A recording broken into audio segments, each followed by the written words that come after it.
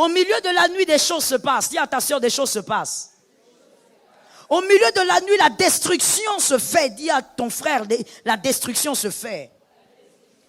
Tu ne peux pas dormir, j'ai toujours l'habitude de dire, tu ne peux pas dormir comme un bébé, madame, si tu es déjà mariée. Célibataire, tu ne peux pas dormir comme un bébé toute la nuit. Il y a des choses qui se font. S'il t'arrive, par exemple, de te réveiller très souvent la nuit, mais sans une raison apparente, sans une bonne raison. Ce n'est pas que tu as envie d'aller aux toilettes, ce n'est pas qu'il y a quelque chose qui t'a dérangé, que tu as mal dormi, ce n'est pas qu'il y a quelque chose qui t'a embêté, mais tu as l'habitude de te réveiller au milieu de la nuit. Vous vous réveillez au milieu de la nuit et vous vous sentez vraiment triste.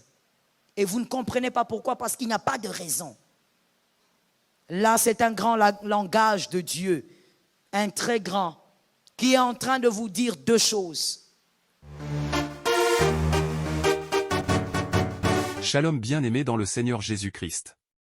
Aujourd'hui la servante de Dieu Joël Gloria Cabassel, pasteur principal de l'église Assemblée évangélique Nouvelle Alliance de Kinshasa, nous exhorte d'être vigilants à certains signes au milieu de la nuit lorsque Dieu veut nous parler. Si tu vois ces signes au milieu de la nuit, Dieu veut te parler. La nuit est un mystère est quelque chose de caché, d'inconnu. La nuit est un autre monde, c'est un autre temps. Les plus grands mouvements spirituels ont lieu dans la nuit, qu'il s'agisse d'esprits bons ou mauvais. Venant de Dieu ou du diable, ils opèrent tous de nuit.